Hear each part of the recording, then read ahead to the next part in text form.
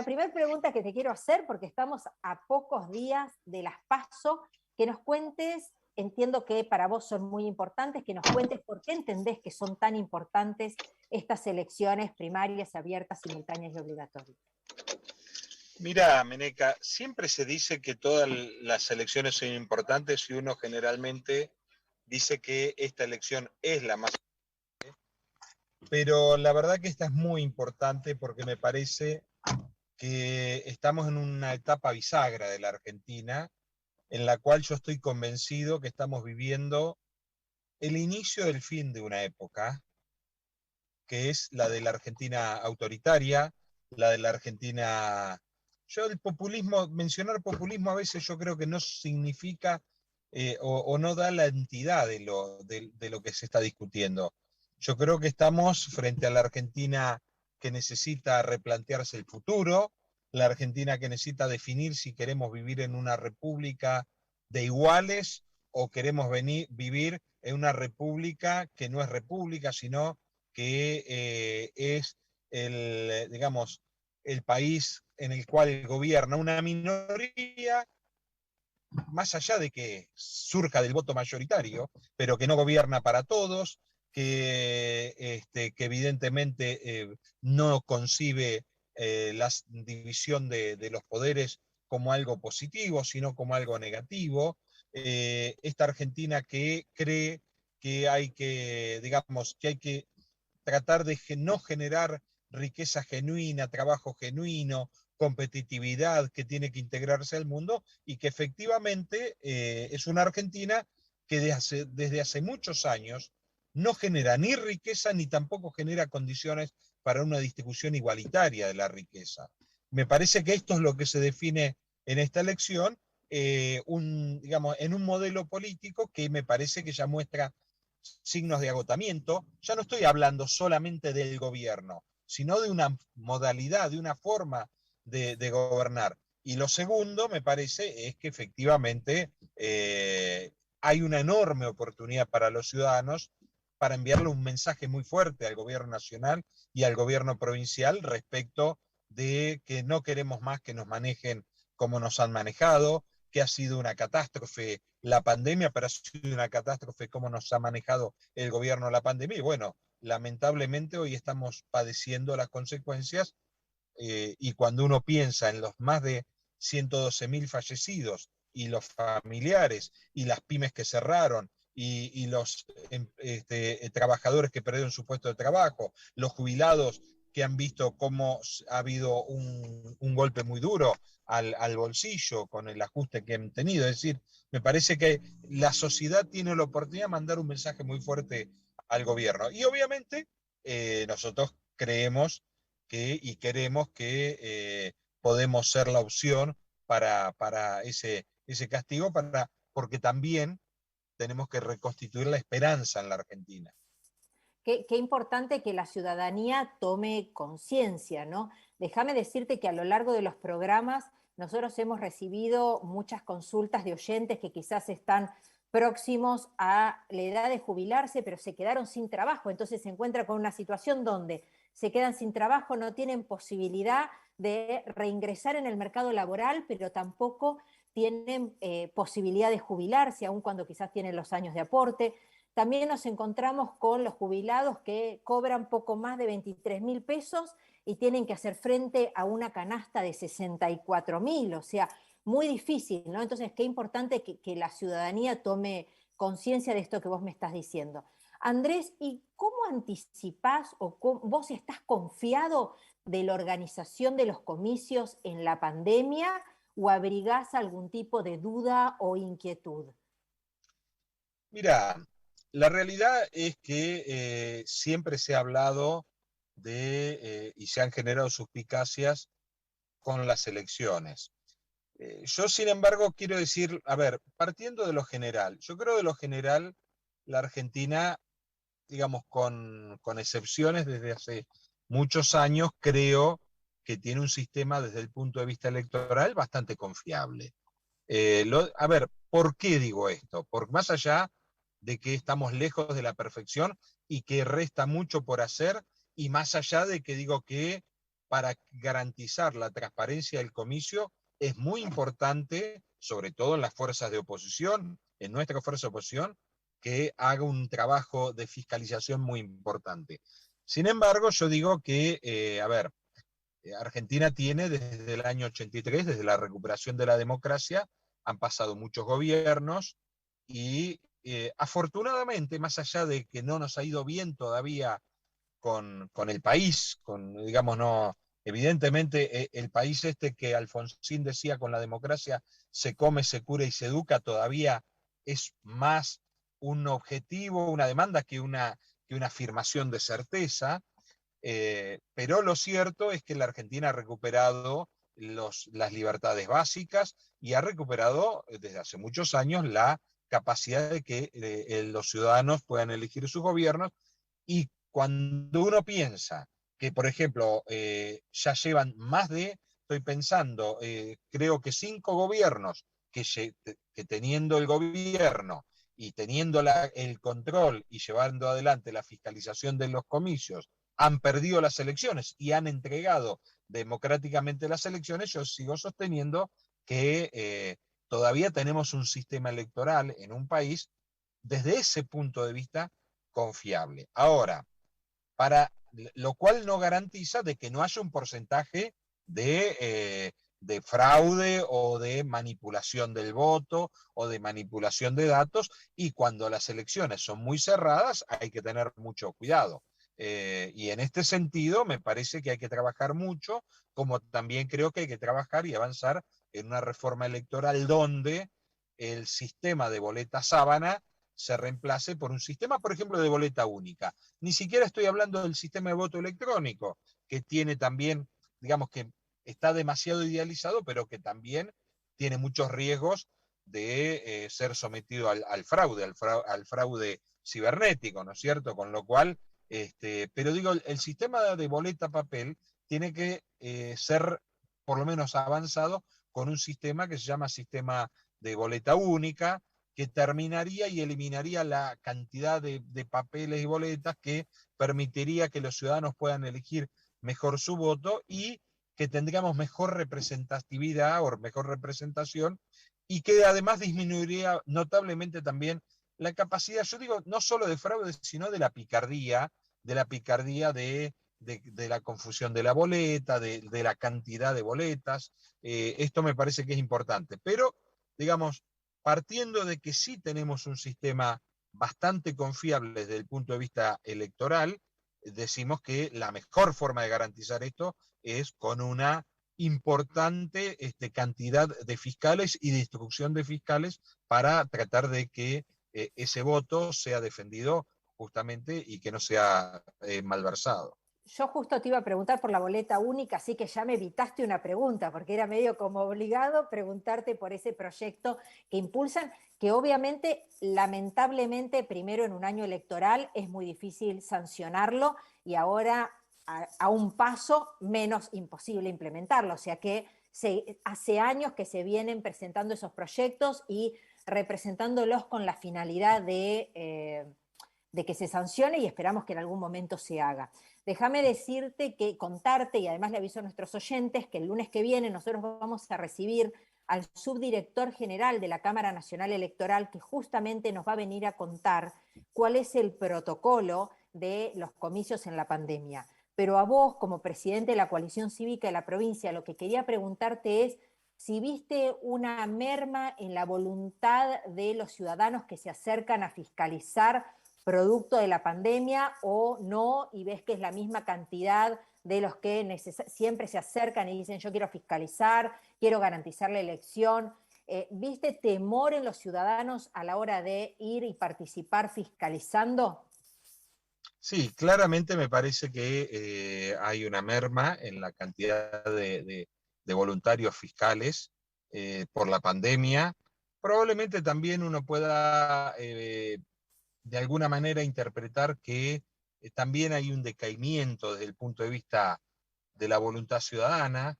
Esto es bastante normal, uno que hace muchos años milita en política y lo hemos hecho desde la militancia más de base hasta, digamos, tener cargos de responsabilidad, como me toca hoy, y de alguna manera siempre hay momentos de mayor entusiasmo y momentos de menor entusiasmo, y evidentemente en la Argentina estamos atravesando un momento de menor entusiasmo, pero me parece que si se da un buen resultado electoral en las PASO, como confío que eso va a ocurrir para nuestra fuerza política, me parece que seguramente en la general vamos a tener, va a haber una expectativa renovada, porque yo estoy convencido que la mayoría de la sociedad no quiere lo que estamos viviendo.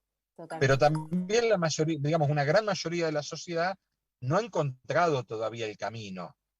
Confía en nosotros en muchos de los aspectos de los cuales nosotros estamos trabajando desde hace tantísimo tiempo, pero me da la sensación de que todavía está faltando recobrar esa expectativa de que podemos llevar adelante no solo un triunfo electoral, un gobierno, sino de avanzar en las reformas que le Son modifiquen necesarios. la vida a la gente. Y bueno, este no es un camino sencillo, no es un camino de corto plazo. Lamentablemente estamos imbuidos desde hace muchos años en la cultura, yo creo que es mundial, pero en la Argentina, del cortoplacismo, porque el cortoplacismo que efectivamente existe, por ejemplo, en las políticas de Estado, también tenemos que decir que abundan lamentablemente en muchos aspectos de la vida de los argentinos. Y yo siempre digo que si nosotros queremos entender o interpretar a la Argentina, tenemos que interpretar el fútbol. Y en el fútbol esto pasa, es decir, la cancha se llena cuando hay buenos resultados. Y cuando el equipo tiene problemas, en vez de ir y decir, bueno, tenemos que ayudar el doble, nos Se va. retiramos, nos retiramos. Un técnico gana un partido por un gol, pero justo ese gol fue el que nos consagró campeones y es tapa de todos los diarios, es héroe.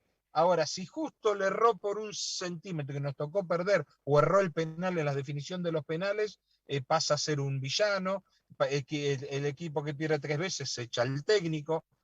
Esto es muy de los argentinos, es muy de los argentinos. Y esto, aunque parezca mentira, también se replica en esta situación. A mí me ha tocado estar en buenos momentos en la política y me ha tocado estar en los momentos más difíciles. Y yo siempre hablo de que redignifico los momentos más difíciles. A mí me preguntan, bueno, ¿y cuándo vos sentiste que fue, digamos, sentiste más orgullo en la política? Y yo siempre digo que nunca sentí tanto orgullo como cuando fui candidato a intendente de Lilita en el 1,8 y no nos fue bien. Y siento mucho más orgullo de esa lucha que de la que me tocó en la última elección, que me tocó encabezar la lista de senadores en la sexta sección electoral y ser la boleta más votada de la provincia de Buenos Aires, de Juntos por el Cambio en la provincia de Buenos Aires. Y bueno, digamos, en aquel momento que uno necesitaba ayuda, no tenía tanta ayuda.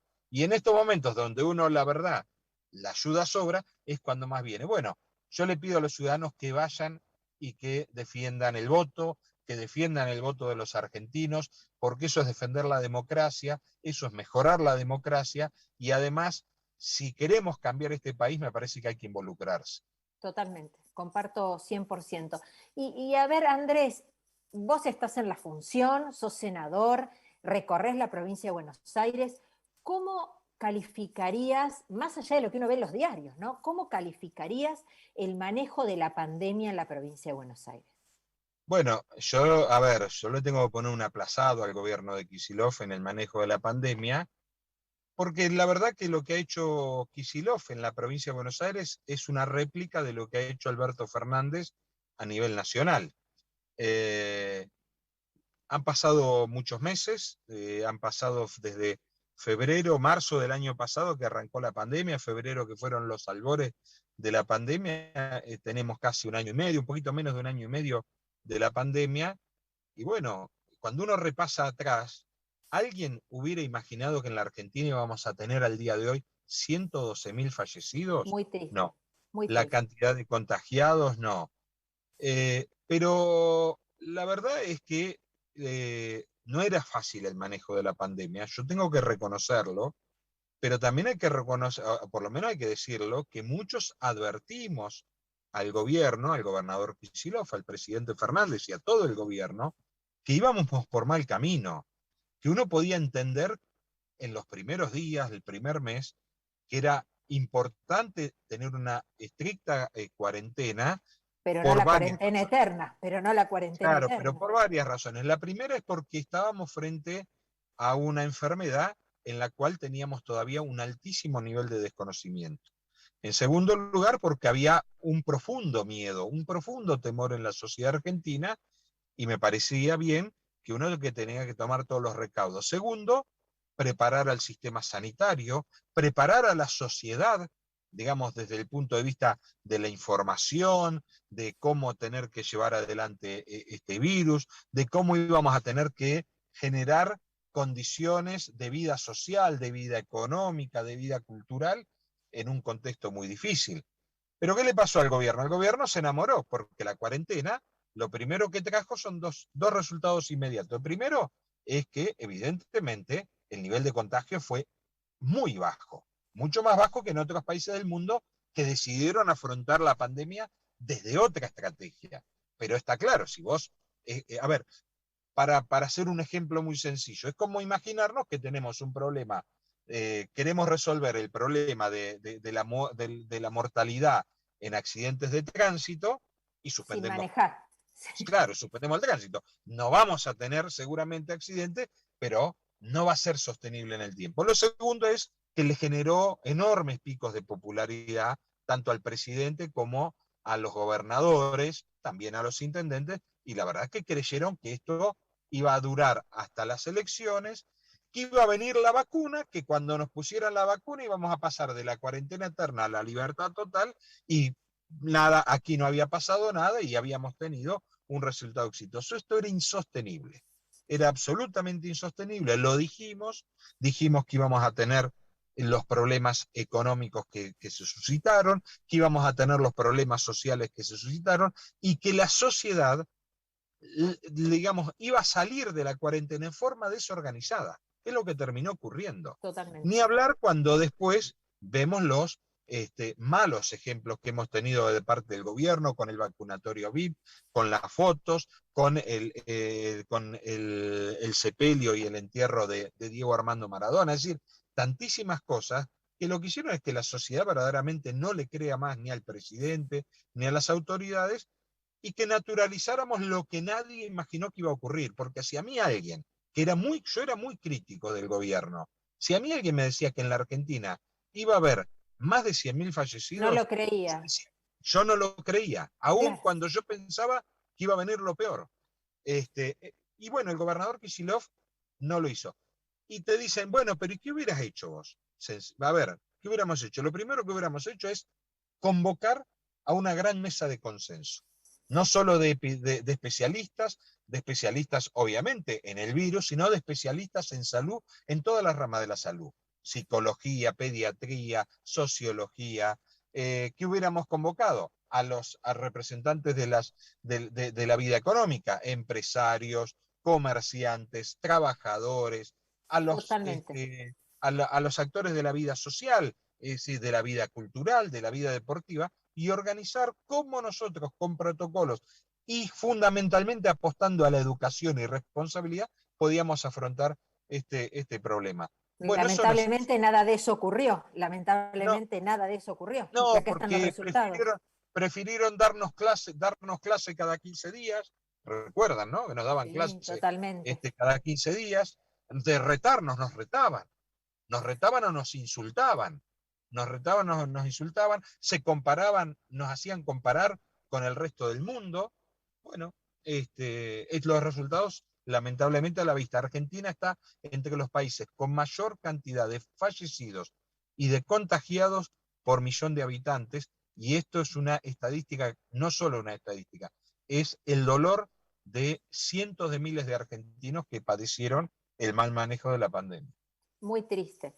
Andrés, una de las medidas que tomó el actual gobierno en cuanto asumió fue suspender la fórmula de movilidad jubilatoria impuesta por el gobierno anterior de Cambiemos, fijar durante un año los incrementos a los jubilados por decreto y aún hoy tenemos una fórmula de movilidad jubilatoria por debajo de la inflación. ¿Cómo ves la situación de los jubilados con el actual gobierno? ¿Vos crees que han Bueno, sido prioridad para el gobierno y cómo los ves, no? bueno, lo primero que hay que decir que fue la primer gran mentira de Alberto Fernández y de todo el kirchnerismo. Fue la primer gran mentira porque durante 2 años estuvieron criticando al gobierno de Mauricio Macri por la fórmula jubilatoria, que era una fórmula que tuvo un talón de Aquiles inicial, que era el primer trimestre cuando se aplicó, pero que después claramente favorecía a los jubilados porque los ponía a resguardo de la inflación. Y que cuando la inflación mermara, iban a tener una recuperación desde el punto de vista económico muy, muy importante. En segundo lugar, el gobierno, Alberto Fernández dijo, si tengo que elegir entre la LELIC y pagarle a los jubilados, le voy a pagar a los jubilados. Bueno, hizo todo lo contrario. Lo primero que hizo fue eliminar la fórmula jubilatoria y hacerla por decreto. Bueno, aquí hay dos críticas. Lo primero es que le quitó a los jubilados digamos, la certeza de qué iban a cobrar.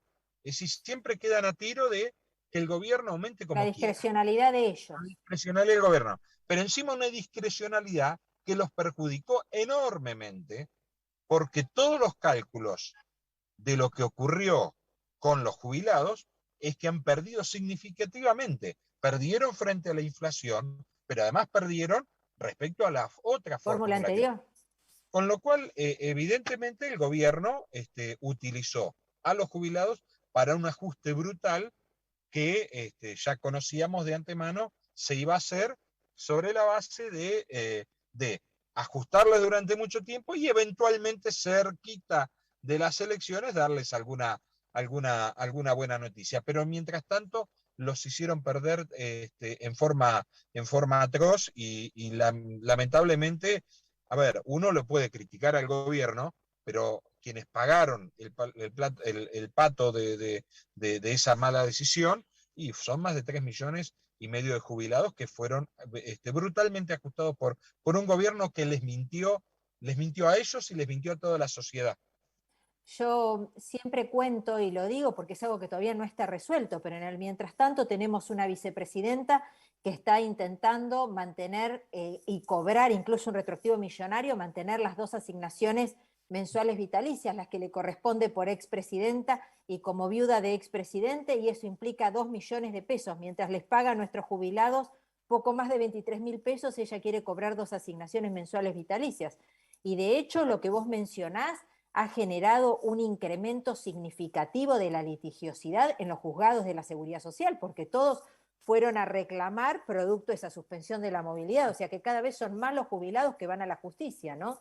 Es muy importante lo que vos decís porque un tercer elemento de esa decisión del gobierno, además de ser una mentira, de ser discrecional y de ajustar a los jubilados, es que además abre un interrogante muy fuerte respecto de qué va a ocurrir el día de mañana cuando esa masa de jubilados tenga fallos favorables en la justicia y en la cual seguramente los gobiernos venideros van a tener que afrontar una deuda multimillonaria que lamentablemente va a ser impagable, porque va a Totalmente. ser impagable, pero bueno, es producto justamente de estas decisiones que tomó el gobierno del kirchnerismo y que lamentablemente estamos padeciendo actualmente y que lamentablemente también vamos a padecer en el futuro.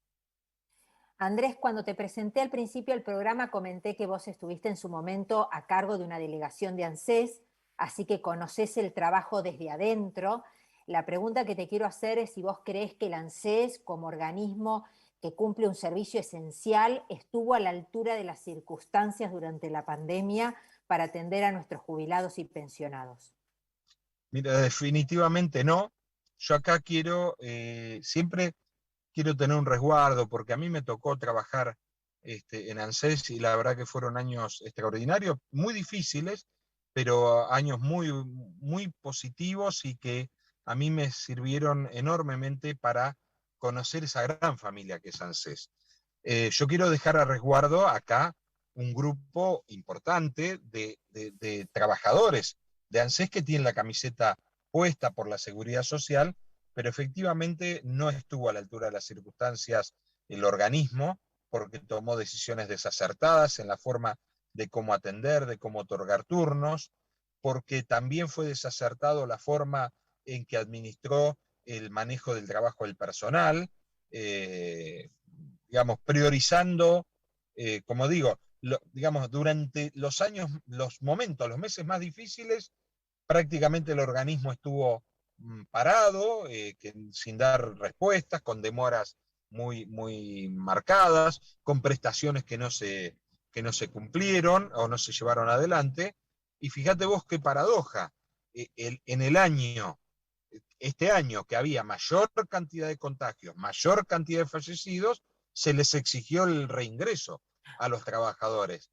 Por eso digo que la verdad es que faltó planificación, previsibilidad, protocolización, porque debimos haber seguido funcionando como país distinta, de manera distinta, Obvio, de manera organizada. con muchísimos protocolos, con asignación de recursos en forma inteligente, y no lo que se hizo, que fue cerrar, parar el país durante muchísimo tiempo, en la cual evidentemente muchos sectores quedaron absolutamente fuera del sistema, quedaron empresas fundidas, trabajadores fundidos, y donde lamentablemente hubo muchos padecimientos que se van a ver sobre todo en el mediano plazo.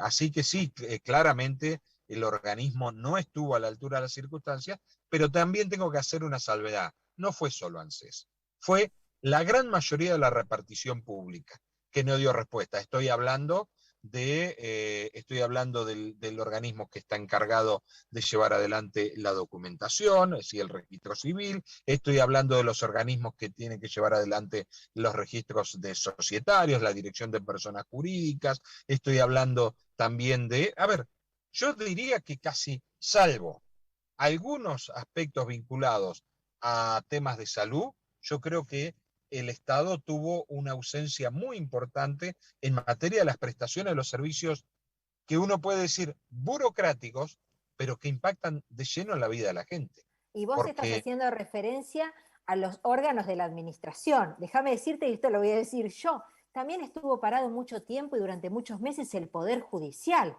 tan claro, bueno, importante, justamente sus lo iba a mencionar importantes. también. Por eso digo, cuando uno piensa en el Estado, piensa en el Poder Ejecutivo, en el Legislativo y en el Judicial. En el Legislativo, no porque me toque mencionarlo, pero la verdad es que más allá de las discusiones, hubo un trabajo muy importante desde el punto de vista legislativo. ¿Por qué? Porque la virtualidad, algo que no estaba incluido en la vida parlamentaria, se incluyó, y creo que ha sido significativo, porque le ha dado, por ejemplo, los trabajos de comisiones. Siguieron sesionando, o sea, una vez Sí, que y implementaron el protocolo, siguieron sesionando. te diría que con mayor intensidad que anteriormente. Pero bueno, esto no exime, porque no exime las falencias que como Estado en su conjunto hemos tenido, y esto me parece que ha sido negativo. ¿Por qué? Porque yo siempre digo lo siguiente, sin estigmatizar a nadie, porque me parece que está mal estigmatizar, pero la verdad es que quienes de alguna manera teníamos garantizado un ingreso, de pronto no puede tomar la decisión de hacerlo o no hacerlo, aunque está mal porque uno afecta a la vida de terceros. Pero, por ejemplo, en el caso de muchísimos argentinos que si no salían a trabajar no tenían para llevar la comida a su casa, o aquellos que veían que su empresa cerraba o se fundía, o aquellos que veían que perdían su trabajo y había que salir a trabajar de lo que ¿Cuántos sea. locales debes ver ahora que estás recorriendo la provincia de Buenos Aires cerrados? Muy triste la Sí, situación. claramente, claramente. Así que, por eso digo, ANSES no estuvo a la altura de circunstancias, tampoco lo estuvo PAMI, no lo ha estado, creo que casi ningún organismo del Estado, lamentablemente, y eso es algo que hay que reverlo. Y en esto yo me corro del gobierno. Yo creo que es una deuda que tiene, digamos, la arquitectura, la administración política de la Argentina para con los argentinos. Nosotros recibimos muchos reclamos, o sea, los oyentes nos preguntan muchos reclamos respecto de la atención de PAMI e incluso respecto de ANSES, porque ANSES implementó los trámites virtuales, pero no para todas las situaciones, con lo cual es común que yo tengo ahí una de las consultas que nos hizo un oyente, yo soy docente y no puedo iniciar el trámite jubilatorio virtualmente porque no está implementado. Bueno, antes de despedirte quiero que nos cuentes, no sé si querés contarnos algún proyecto en el que vos estés trabajando actualmente o querés agregar algo más antes de despedirte. Bueno, vengo trabajando hace mucho tiempo muchos proyectos que lamentablemente no he logrado que se sancionen en ley. Hubo un proyecto que lo presenté desde que asumí. En enero, o sea, al principio, ni bien asumí, en el 2016 lo vengo presentando, que me parece que es interesante que se sepa que es la de multar a las entidades financieras, llámese bancos o entidades que atienden a público cuando en la cola se demore más de 30 minutos. Ah, qué Esto me parece, importante, qué sí, me parece que es importante. un proyecto, sería un proyecto que le cambiaría la vida a la gente, más allá de que se ha instrumentado y se ha avanzado muchísimo con la aplicación de la cibernética, de Internet, de la computación, del sistema por turnos, ha mejorado mucho eso. Todavía tenemos muchos padecimientos a la hora de muchos trámites que uno tiene que ir a la cola y esperar mucho. Este es uno desde el punto de vista cotidiano que me gustaría que algún día Que sería salga. de mucha utilidad. Sí, claramente. Después, bueno, hay algunos vinculados al medio ambiente. He propuesto para la provincia de Buenos Aires la implementación de la huella de carbono. Para aquellos que no lo conocen, es un sistema de medición de emisión de gases de efecto invernadero que lo que busca es justamente reducir la contaminación que está provocando el efecto del cambio climático en el mundo. Y es un, digamos, sería algo muy importante porque empezaríamos a tener registros de las mediciones de la emisión de gases de efecto invernadero, que es lo que genera este nivel de contaminación y de calentamiento global del planeta.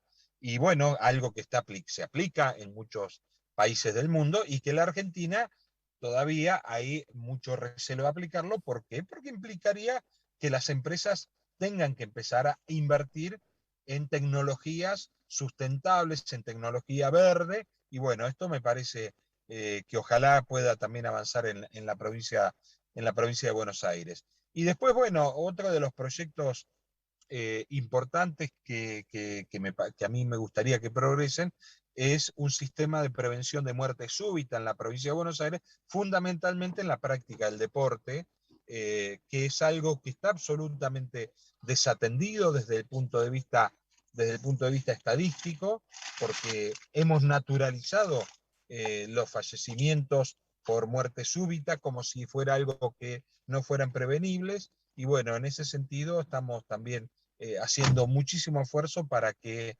una ley que es abarcativa de todos estos temas puedan ser integrados. Y por último, también una serie de leyes que he presentado vinculados a promover inversiones en la provincia de Buenos Aires y hacer una especie de protección desde el punto de vista del inversor que invierte su dinero, pero que invierte también en puestos de trabajo, que genera producción y genera trabajos, para que tenga garantizado que no se le van a aumentar impuestos en la provincia de Buenos Aires a los efectos de que justamente uno tenga garantías sustentables de inversiones. Esto también es un conjunto de proyectos que hemos venido presentando.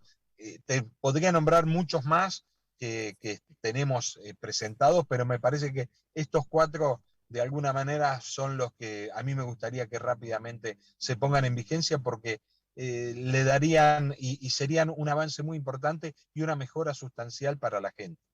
Bueno, muchísimas gracias Andrés, ha sido un placer contar con vos en Adultos Mayores Sus Derechos Hoy. Te agradezco muchísimo, además está decirte que te vamos a invitar a un próximo programa, así que ahora te dejo seguir viaje, mucho cuidado y llega pronto a tu casa. Cariño Gracias. enorme. Bueno, Meneca, saludos a toda la audiencia y a vos, que bueno, que pase pronto este aislamiento que tienen y lo mejor para vos y la familia. Muchas gracias. Seguimos en Adultos Mayores, Sus Derechos Hoy. Recordamos nuestras vías de contacto. Nos pueden escribir a susderechoshoy@gmail.com. Nos vamos a una breve tanda publicitaria y enseguida